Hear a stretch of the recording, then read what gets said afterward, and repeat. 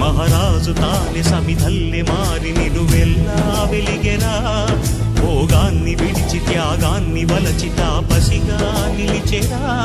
జనక్షేమమే తన సంకల్పముగా, తన ఊపిరి హోమజ్వాలలుగా, స్వర్గాన్నే శాసించెనురా, అమృతమును ఆహ్వానించెనురా.